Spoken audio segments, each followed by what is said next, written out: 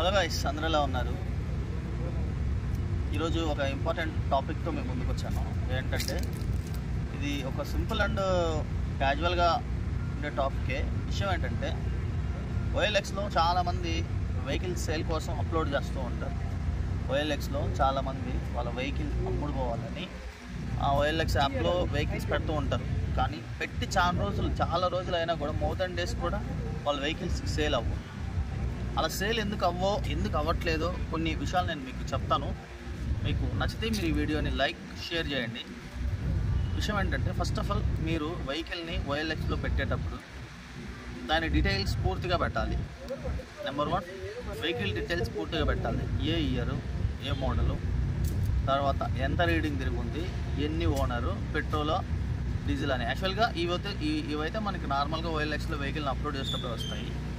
Main thing ఏంటంటే మీరు పెట్టే వెహికల్ ఇమేజ్ ఫొటోస్లో 4 వైపులా ఇమేజ్ ఫొటోస్ పెట్టాలి మీరు OLXలో. ఎందుకంటే మీరు 4 వైపులా ఇమేజ్ ఫొటోస్ పెట్టకపోతే ఆపోజిట్ అంటే మీ వెహికల్ని చూసే కస్టమర్కి ఈ థర్డ్ ఫేస్లో అదే బ్యాక్ సైడ్ కానీ ఫ్రంట్ సైడ్ కానీ ఫోటో ఏదైనా పెట్టలేదంటే ఇక్కడ ఏదో మిస్టేక్ జరిగిందేమో, అందువల్ల పెట్టట్లేదేమో అన్న డౌట్ వస్తుంది. ఫస్ట్ ఆఫ్ ఆల్ OLXలో మీరు అప్లోడ్ చేసేది ఏదైనా సరే జెన్యూన్గా అప్లోడ్ చేయండి. అప్పుడు మీకు వచ్చే కస్టమర్ కూడా జెన్యూన్గా వస్తాడు. First of all vehicle photos పర్ఫెక్ట్గా అప్లోడ్ చేయాలి. వెహికల్కి ఏదైనా ప్రాబ్లం ఉన్నా, డోర్ కానీ ఏదైనా ప్రాబ్లం ఉన్నా ఖచ్చితంగా మెన్షన్ చేయాలి. నెంబర్ 1. నెంబర్ 2 వచ్చేసి ఇంటీరియర్ ఫొటోస్ కూడా క్లారిటీగా పెట్టాలి.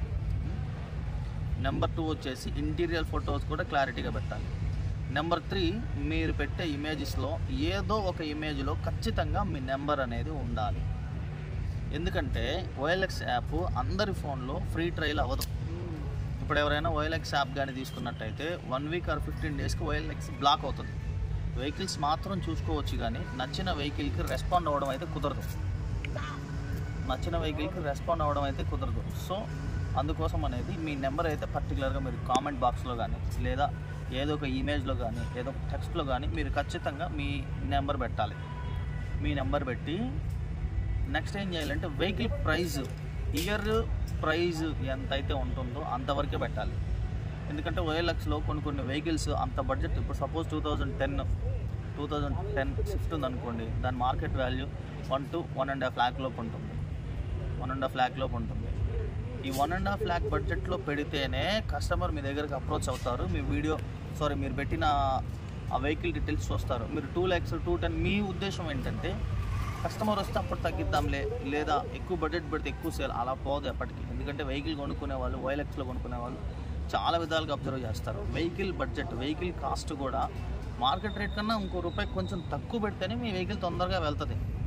అంతేగాని మీరు హై రేట్ పెట్టారంటే ఆ బార్గెన్ డిస్కషన్ వెహికల్ సేల్ అవుతుంది. అర్థమవుతుంది కదా. First of all vehicle details పూర్తిగా పెట్టాలి. 2వది ఫొటోస్ పూర్తిగా పెట్టాలి. 3వది వచ్చేసరికి మీ నెంబర్ ఏదో ఒక ప్లేస్లో మెన్షన్ చేయాలి. 4వది బడ్జెట్ కరెక్ట్గా పెట్టాలి. హై బడ్జెట్ పెట్టి మీరు తర్వాత వచ్చిన తర్వాత మాట్లాడదాం, తగ్గిద్దాంలే, బార్గెన్ ఉంటుంది అనుకుంటే అలా వెహికల్ సేల్ అవుతుంది. ఎందుకంటే హై బడ్జెట్ ఉండే వెహికల్ దగ్గరికి కస్టమర్ వెళ్ళరు. ఎందుకంటే నేను కూడా OLXలో చాలా వెహికల్స్ కొన్నాను, చాలా చెక్ చేశాను కాబట్టి ఈ వీడియో చేస్తున్నాను, అందరికీ యూజ్ అవుతుందని. పుట్టింది కదా అన్ని పాయింట్స్. ఈ విధంగా మీరు ఫాలో అవ్వండి.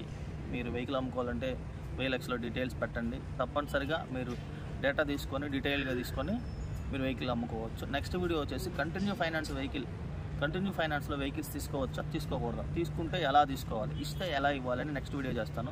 ఈ వీడియో ఎంతటితో సెలవు. నెక్స్ట్ వీడియోతో మళ్ళీ కలుద్దాం.